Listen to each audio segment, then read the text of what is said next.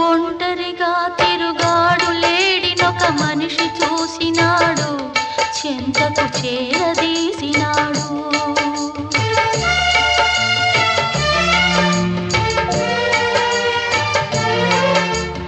అభమో శుభమో తెలియని లేడి అతనిని నమ్మింది, తన హృదయం పరిచింది.